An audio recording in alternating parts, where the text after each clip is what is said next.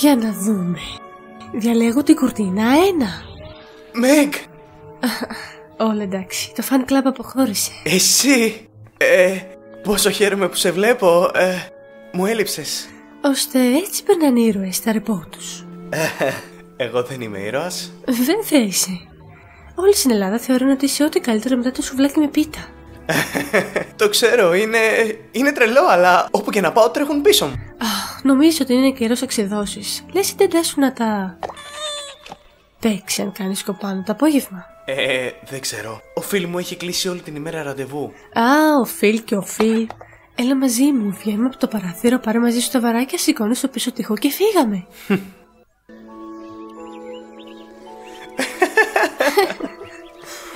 Πω, φοβερή μέρα.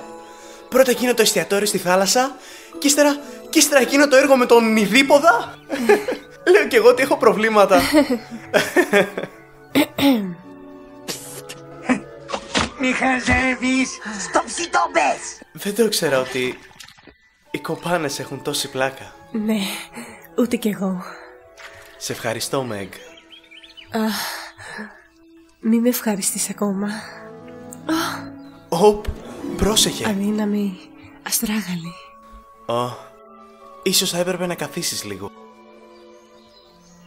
Λοιπόν, εσύ έχεις κάποιο παρεμφερές προβληματάκι? Με τους αστραγάλους εννοώ. Όχι, δηλαδή... Ούτε μία αδυναμία ή φλάβη στη μέση ή στο στήθος? Όχι, φοβάμαι ότι είμαι υγιής.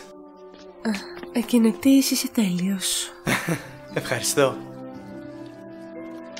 Ούψ! Έτσι είναι καλύτερο. Ναι, αλήθεια σου λέω.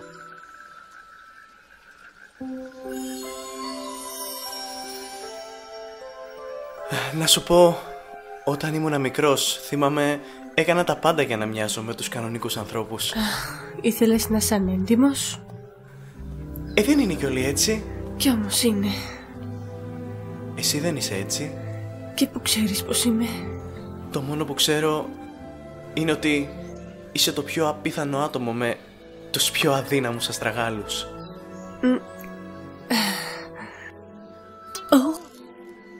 Μεγ, μαζί σου δεν νιώθω πια τόσο μόνος.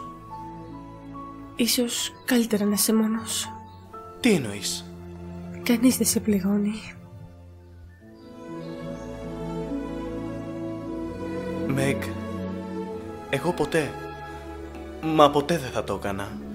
Ούτε κι εγώ θέλω να σε πληγώσω, γι' αυτό ας προφυλάξουμε τους εαυτούς μας και ας το διαλύσουμε πριν που να είναι. Εντάξει, διαλύστε το! Τέρμα το πάρτι! Έχουν κάνει την πόλη άνω κάτω! Ηρέμησε, Κοντέ, εγώ φταίω για όλα. Εσένα σε έχω ήδη στη μαύρη λίστα και μη με προκαλείς! Όσο για σένα, Λιτάκο, θα πας στο στάδιο και θα κάνεις την προπόνηση της ζωής σου! Στάδιο αμέσως! Ωραία. Με συγχωρείς. Θα του περάσει.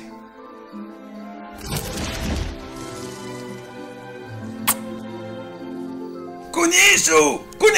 Κουνήσου! Ερωτεμένε! Πρόσεχε! Τα μάτια στον δρόμο! Αυτό ήταν. Στο εξής, εγώ θα είμαι ο οδηγός.